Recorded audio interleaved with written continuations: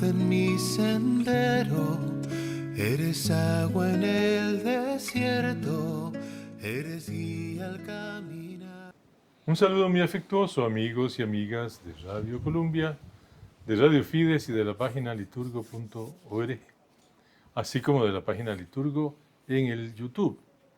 Bueno, estamos en Casa Nueva y en Mundo Nuevo, en esta parroquia de la Inmaculada Concepción de la Medalla Milagrosa. Así es que hoy estamos empezando casi que un nuevo periodo, una nueva época en la que pues el tema sigue siendo el mismo. La persona de Jesucristo, Hijo de Dios hecho carne, Redentor de la humanidad. Y el Señor Jesucristo la semana pasada anunció su plan de gobierno, pero bueno, estamos en esa época, ¿verdad? De anuncios y desanuncios. Claro. Y entonces, no lo he saludado, mi querido amigo y diácono Mauricio Fernández Rojas. Saludos en Jesucristo, amigo Señor nuestro, mi queridísimo presbítero Álvaro Sáenz. Aquí, nuevo set. Claro, nuevo Este set. es el set de verano. Claro, aquí no nos cae el frío, pero no la lluvia. Pero vamos muy bien. Vamos a materia porque hay mucho que discutir el día de hoy. Dice igualmente dentro de la lectura del Evangelio de San Mateo. En aquel tiempo dijo Jesús a sus discípulos, ustedes son la sal de la tierra. Pero si la sal se vuelve sosa, ¿con qué la salarán? No sirve más que para tirarla afuera y que la pise la gente. Ustedes son la luz del mundo. No se puede ocultar una ciudad puesta en lo alto de un monte. Tampoco se enciende una lámpara para meterla debajo del celemín, sino para ponerla en el candelero y que alumbre a todos los de casa. Brilla así su luz ante los hombres para que vean sus buenas obras y den gloria a nuestro Padre que está en los cielos. Oye, ¿qué tal si primero quitamos esa palabra selemín para que los que oigan el programa y lleguen después a misa digan, ya, y le expliquen a los demás cuando estén con cara de, ¿qué es eso del selemín? Una autoridad de la iglesia, cuando yo le discutí sobre esto, me dijo, es que usamos el texto al que estamos acostumbrados. Ah, sí, claro. Y yo le pregunté, yo me pregunté a mí mismo, no iba a seguir discutiendo, ¿quiénes están acostumbrados? Ellos, claro. Pero nosotros, los que hablamos español en Costa Rica, pues tenemos una realidad. La realidad es precisamente entender la lengua que hablamos y que los demás hablan. Selemín. Pero aquí el diácono me acaba de ilustrar acerca de lo que es el selemín. No, te ilustré sobre lo que la palabra original designa, no sobre lo que tu versión, que dice muy elegantemente, cajón, representa el selemín. Sí, el selemín parece que era esa cosa que algunos... La vasenilla. Sí, era la vasenilla. La vasenilla. Y el Señor Jesús, como le encantan esas cosas, es como cuando nos manda el servicio sanitario, ¿verdad? Exacto. Sí, más o menos lo mismo. Pero la lectura de hoy es fabulosa. Porque, ahora, antes de la fabulosa lectura, yo creo que es importante para, como le decía yo a Miguel, gastar el Venerable Testamento, empezar con lo que dice el profeta Isaías. Antes de entrarle a ese asunto de ser la sal de la tierra y la luz del mundo, Isaías dice, así habla el Señor, y en eso uno se queda como echado para atrás, como diciendo, hijo, ¿qué dijo el Señor aquí? Así habla el Señor. Si compartes tu pan con el hambriento y albergas a los pobres sin techo, si cubres al que está desnudo y no te despreocupas de tu propia carne, entonces despuntará tu luz como la aurora. Y tu llaga no tardará en cicatrizar. Delante de ti avanzará tu justicia, y detrás de ti la gloria del Señor. Entonces llamarás y el Señor responderá. Pedirás auxilio y Él dirá, aquí estoy. Si eliminas de ti todos los yugos y gestos amenazadores y la palabra maligna, si ofreces tu pan al hambriento, si sacias al que vive en la penuria, tu luz se alzará en las tinieblas y tu oscuridad será como al mediodía. Oye, y te atravieso de una vez carta a los Corintios. Bueno, sí. Algo que Pablo, dándose cuenta de su, bueno, es que no puedo decir nefasto, de su articulada palabra en Atenas, ¿verdad? Delante de todos, donde llegó a tratar de convencer a los sabios, a los sabios, a los entendidos, a los poderosos. Y que digamos así, no le fue tan mal a él, bueno, voy a decir algo un poquito feo, no le fue tan mal a él en esa plaza pública, porque como de 2,000 personas sacó 3, por lo menos. Sí, es un porcentaje Algo sacó. discreto. Sí, se mantuvo la presencia. Sí. Una gran mujer y 2 caballeros que lo fueron fiel durante todo su proceso. Sí. El gran asunto es que Pablo en este día de las cartas a los Corintios se va dando cuenta de algo que para mí siempre es el hilo conductor, Álvaro, siempre es el hilo conductor. Quieres ser sal, pero no solo para dar el sabor, sino para purificar, también para purificarte y para curarte, que es básicamente lo que se usaba la sal en el tiempo de Jesús. Claro. Porque hasta en las ofrendas al templo, hasta el templo de las ofrendas. En tiempos de Jesús y hasta hace. Bueno, ¿cuánto tiene la refrigeradora? Tal vez 80. Sí, bueno. Y lo que son las patas estas que viene, no va a ser el nombre de la marca. ¿Con qué las curan? Nieve, sal y nieve. Sí. Sí, porque bueno, los campesinos costarricenses, ¿cómo mantenían la carne? Ahumada. Encima de los fogones, con el humo se iba curando. Y la iban curando con sal al inicio. Sal. Pues sí. La sal tiene la habilidad de deshidratar los tejidos. Al deshidratar los tejidos ya no hay agua disponible, entonces no crecen los microorganismos, no se descompone, que es la palabra que diríamos así muy ritualmente y muy dentro del apego de la ley. No te vas a descomponer. Pero Jesús le da una trascendencia ahora mayor a esa sal. Sí, bueno. ¿Qué decía Corintios? ¿Que ibas a leer Corintios de una vez? No, es que esta fue la primera parte de que no lo hice. Dice acá, vengo a anunciarles el misterio de Dios. Ahora dice él, ya más humildito, ya más centrado en discernimiento. No lo hice con sublime elocuencia o sabiduría. Pues nunca entre ustedes me precié de saber cosa alguna. Oye, uno lee el texto de ese fabuloso discurso que escribió Lucas de lo que hace Pablo y uno dice, lo hubieran puesto de candidato.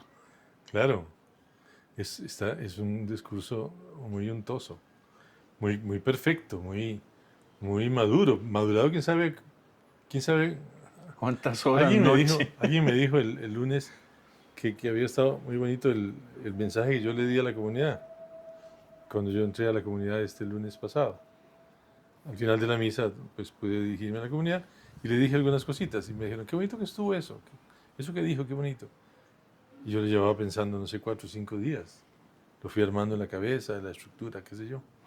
¿Cuántos años habría estado Saulo pensando en pararse en el Areópago a hablar con los sabios y con los prudentes del mundo y a darles una respuesta desde Dios, del Dios de los hebreos, a través de una cosa novedosa como puede ser Jesucristo?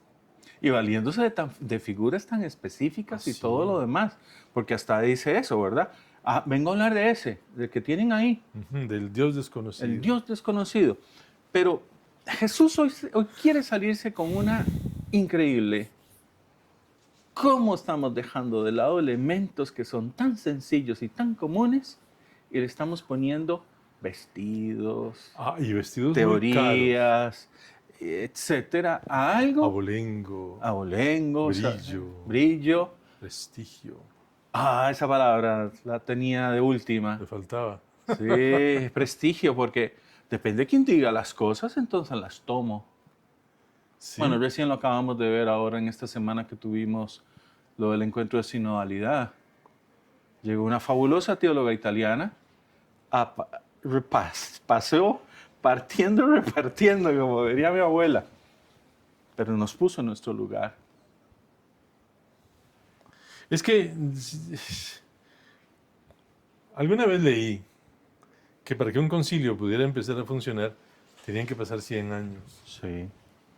Y eso a mí me pareció tan ridículo que yo dije, ¡bah! ¿Se les ocurre decir eso? 100 años es mucho tiempo. Es más, pues por supuesto ninguno de los que estuvo en el concilio va a estar vivo cuando el concilio empiece a funcionar. Lo que es muy curioso es que para el Concilio Vaticano II ya han pasado 60. Exactamente. ¿Y aún cuánto se ha hecho? Muy poquito, muy poquito. Toda esa conciencia clarísima que esa teóloga parece ser señaló de que lo importante en la iglesia es el pueblo de Dios, a nosotros se nos olvida tanto, ¿cómo decirlo? Desdibuja tanto Porque seguimos pensando que los curas son sacerdotes del Antiguo Testamento. Bueno, ya te pasé la presentación. Claro. Y no. El gran asunto, lo que dice Jesús hoy, enciendes una luz para esconderla. Sí, pero es que eso es lo que nosotros hacemos de ordinario. Porque es la práctica ordinaria. Es la práctica ordinaria. Porque ¿quién queremos que brille? ¿Jesús o la iglesia? ¿Jesús o yo? Bueno, una vez tuve yo la experiencia de no quedar muy claro en qué era lo que quería la autoridad en un momento dado, hace muchos años. Y me quedó claro cuando la autoridad dijo que lo que quería era la iglesia. Y yo dije, ¿qué es esto tan extraño?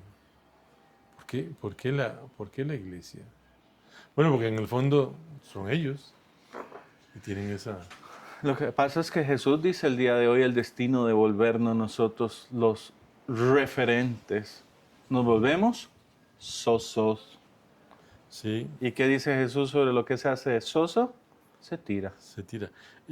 Claro que la diferencia de redacciones entre lo que usted plantea y lo que yo leo en esta versión del Cono Sur es muy grande, porque hay cosillas que, claro, uno se acostumbró a esa traducción que no le dice nada a un hispanoparlante del continente americano. A ellos les debe decir mucho, nosotros no tanto.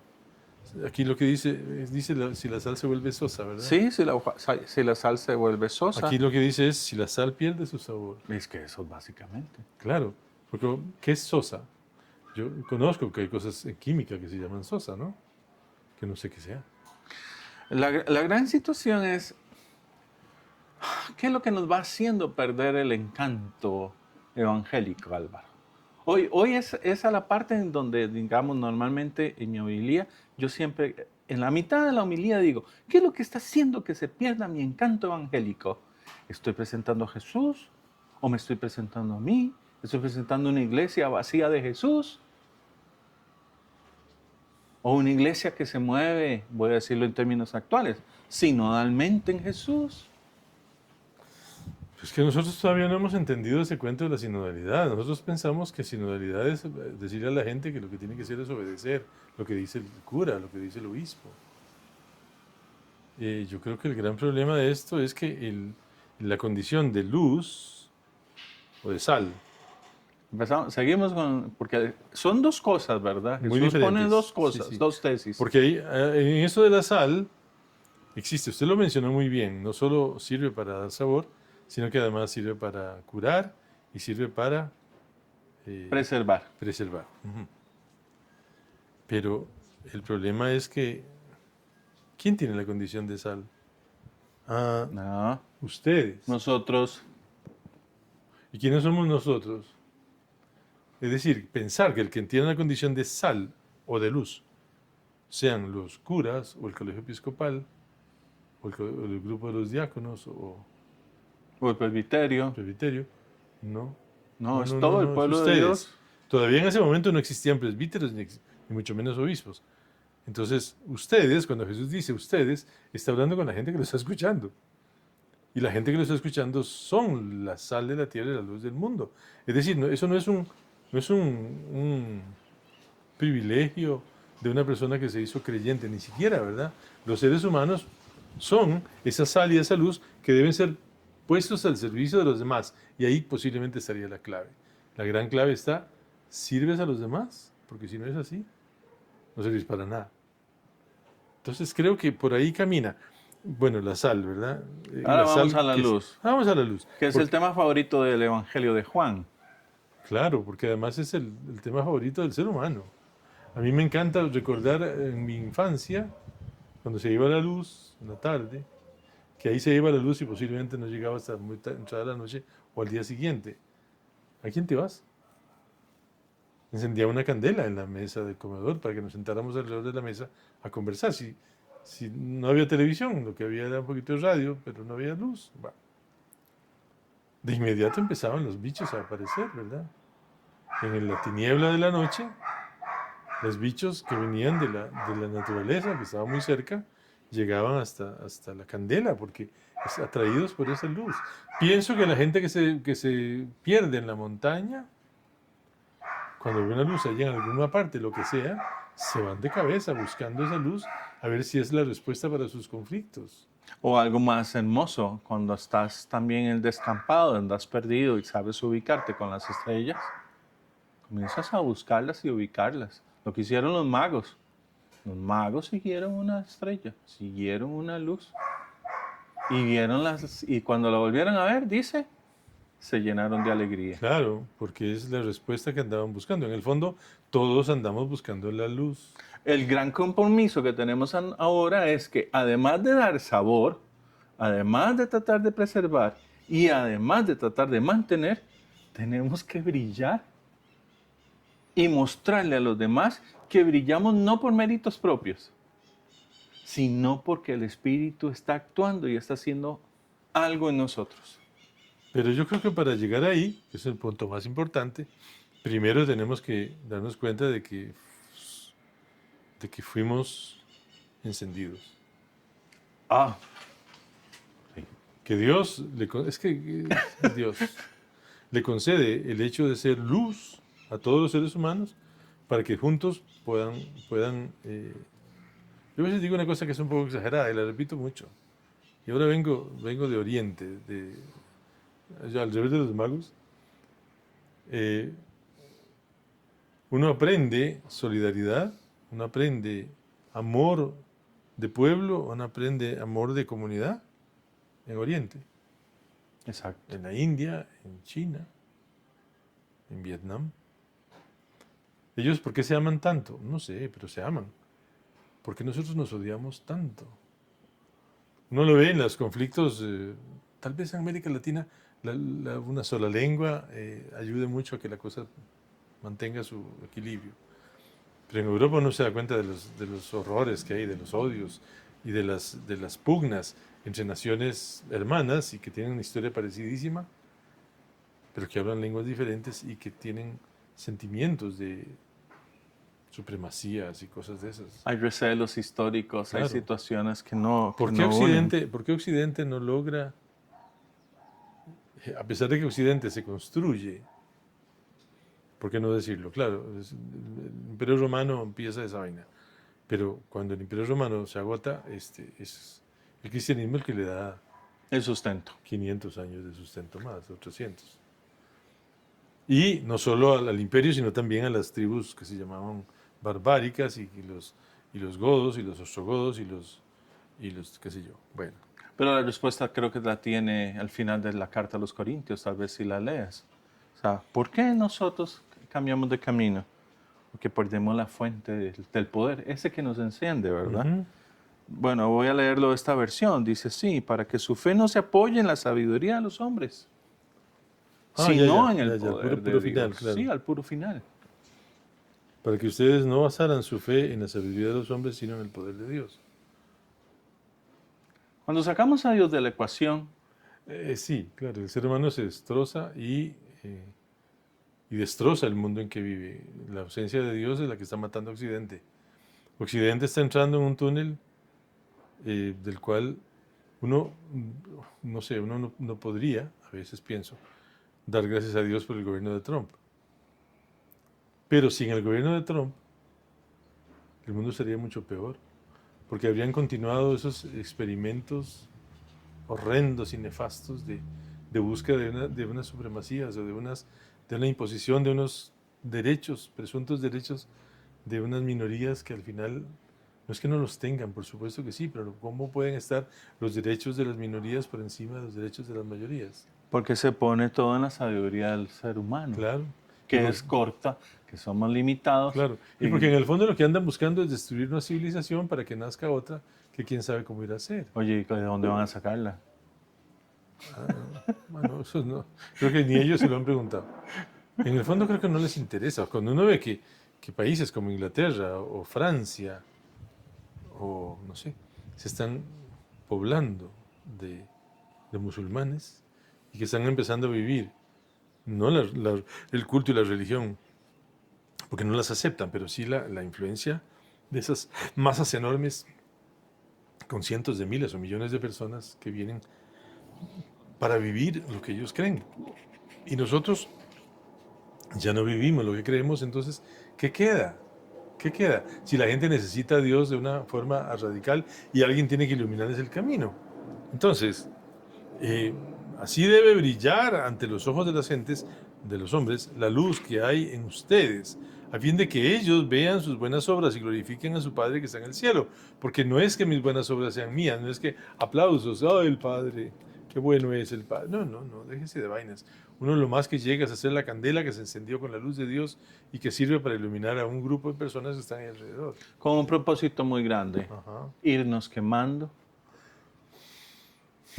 Sí, por el bien de los demás. Había una irnos desgastando por el bien de los demás. Claro. Hay una preciosa novela de Raymond Morris que se llama Incienso quemado.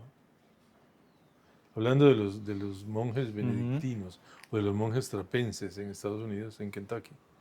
Narran el nacimiento y desarrollo del monasterio y cada monje se identifica a sí mismo como incienso quemado. Porque, claro, la candela que se enciende va para afuera, ¿verdad? Va para atrás, se va a morir. La candela que no se enciende sigue ahí, pero no sirve para nada. No sirve para nada. Es un adorno por un rato y después la gente se aburre de ella y se llena de tierra y ya es una cosa que la gente la bota cualquier día. Son los frijoles de los collares de frijoles que se hacían un tiempo en este país y los barnizaban y ya no servían para nada, ni siquiera para comer. Todo eso es lo que funciona como una serie de consecuencias, porque Dios sigue insistiendo en darnos, a usted, a mí, a todos, la opción para hacer la respuesta que el mundo necesita. Qué complicado, ¿verdad? Lo complicado es la elección. ¿Quieres? Sí, aceptar. Acepta. Porque si no acepta, bueno, tranquilo, no hay problema, ahí alguien aceptará. Pero que yo no acepte es una cosa que resulta verdaderamente clave para entender que somos unos insensatos. Y lo mismo Jesús nos va a dar una clave cuando nos dice que, ánimo, o sea, yo los apoyo. Cuando dice no se puede ocultar una ciudad puesta en lo alto de un monte. O sea, si tienes que brillar, brilla. Pero brilla porque Dios te lo está dando, no por méritos propios. Pero si hay que brillar, se brilla. Y cuando hay que apagarse, como la luciérnaga, y nos apagamos y esperamos el momento. Pero tal vez ese momento es el propicio, el recogimiento para entrar en lo profundo o en interno y ver, Señor, ¿qué tal? ¿Cómo vamos? Sí, y es todo el mundo sirviendo a un proyecto que además muchas veces no sabemos exactamente cómo termina. Sabemos qué es lo que tenemos que hacer y aportar, eso es nuestro deber. Y yo llevo lo que tengo que llevar y hago lo que tengo que hacer. Pero bueno, mi aporte es ese, ya yo termino y adiós. Pero no es adiós, sino nos vemos porque al final nos encontraremos. Pero siempre en esa idea de que hay una misión, hay una aceptación de la misión y una ejecución de la misión. Una llamada, una aceptación y una realización. Y después ya no depende de mí, depende de los demás y de lo que Dios quiera. Y no voy solo. No. Y además, si yo soy la sal de la tierra, si yo soy la luz del mundo y usted también, no es porque a mí se me ocurriera, es porque el Señor decidió que yo lo fuera. Así es.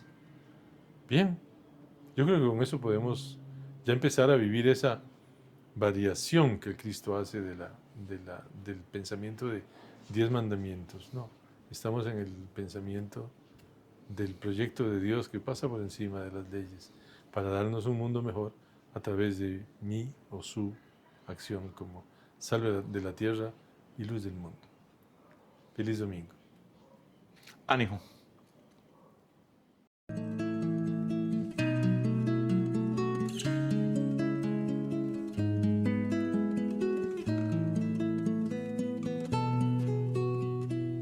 Tú eres luz en mi sendero, eres agua en el desierto, eres guía al camino.